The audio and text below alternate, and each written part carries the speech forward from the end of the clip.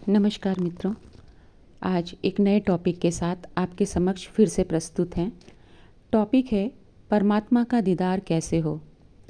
परमात्मा या गुरु का दीदार किस प्रकार करें। उनका दर्शन जितना सहज और सरल है उतना ही मुश्किल भी।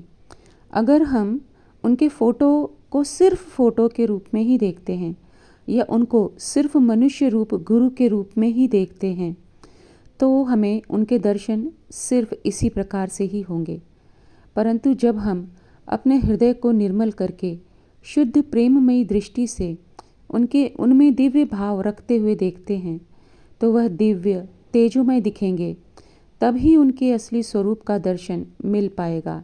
उनके नाम का, रूप का, गुण का, लीला चरित्रों का दर्शन जब हम प्रेम स्वरूप होकर करते हैं तो वह स्वयं अपने गुणों सहित हमारे भीतर उतर आते हैं। एक रस एकाकार हो जाते हैं, तब सर्वत्र वही नज़र आते हैं। यह संपूर्ण सृष्टि बस उनका ही गुणगान करती, उनका ही नाम जपती नज़र आती है और इस सृष्टि की संपूर्ण क्रियाएं उनकी ही क्रियाएं नज़र आने लगती हैं। इस प्रकार से जब हम परमात्मा के दर्शन करते हैं तो रोम रोम रोमांचित हो उठता है। हल्की सी सिरहन महसूस होते हुए हृदय आनंद और रोमांच से भर उठता है और सारी दूरियां समाप्त हो जाती हैं। समय काल का भेद मिट जाता है।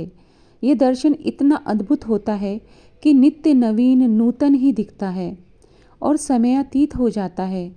फिर तो प्रियतम प्यारे परमात्मा से मिलन का यह संयोग ऐसा हो जाता है कि ज़र्रे ज़र्रे में वही मुस्कुराता हुआ अपना दीदार करवाता है और प्रतिपल अपनी नज़दीकता का एहसास करवाता है। जब भक्त भगवान के दीदार में अपनी सुध बुध खो बैठता है तो वह प्रीतम स्वयं अपने विभिन्न लीला चरित्र दिखाकर भक्त को और आनंद प्रदान करता है। ये अनुभव इतना दिव्य होता है कि भीड़ में भी वो आकर अपना स्पर्श दे जाता है तो कभी अकेलेपन में आकर अपने प्रेम में बहा ले जाता है। जब कभी हम परमात्मा के लीला चरित्रों को सुनते हैं तो उसको भी सुनते हुए भावों में बह जाना चाहिए। स्वयं को पूर्णतः स्वतंत्र करके समर्पित होकर जब हम उन लीला चरित्रों का पान करते हैं तो परमात्मा के प्रति वही सारे भाव हृदय में बहने लगते हैं और ऐसा अनुभव में आ जाता है कि जिस समय में ये सब घटना घटित हो रही है हम उस वक्त वहीं मौजूद हैं और दृष्टा हैं इन सब के। ये सब समयातीत है। जब इस प्रकार से लीला चरित्रों को सुना जाता है तो वह सिर्फ हमारे कानों को ही नहीं अपितु हृदय चित्त सबको शुद्ध निर्मल बना देते हैं और पूरी तरह हर पल हर क्षण उसकी ही अभिव्यक्ति हर कार्य में दिखने लगती है। फिर कार्य चाहे निम्न हो या उच्च, हर ओर उसकी अभिव्यक्ति और उसका ही साथ दिखता है।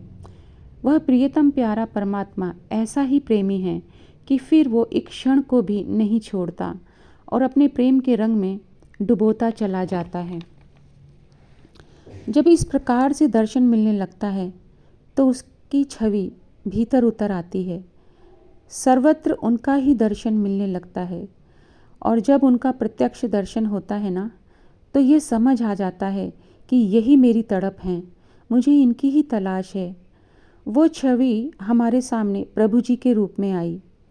सिर्फ फ़ोन पर बात करके ही हमारी अंतरात्मा ने पूरी तरह शरणागति ले ली। ये छवि इस प्रकार हृदय में उतरी थी कि बिना प्रभु जी के दर्शन किए सिर्फ उनकी आवाज़ सुनकर ही यह पहचान मिल गई कि यही मेरे उद्धार करता हैं और स्वतः ही समर्पण हो गया। जब बड़ी कृपा से प्रभु जी के दर्शन मिले तो समझ ही नहीं आया कि क्या सच है। स्वयं के भाव भी समझ नहीं आ पाए। आनंद ही आनंद उमड़ रहा था। अश्रु तथा हंसी का अद्भुत मिलन हो रहा था। प्रभु जी के दर्शन करते हुए नेत्र सजल थे और हंसी रुक ही नहीं रही थी। अद्भुत स्थिति थी उस समय। वो पल आज भी उतना ही रोमांचित कर देता है। मेरी जन्मों की प्यास का अंत प्रभु जी के दर्शन पाकर हुआ और मैं पूर्णकाम हो गई, धन्य हो गई उनको पाकर। ऐसा लगा नवधा भक्ति बस उनका दर्शन पाकर ही सिद्ध हो गई।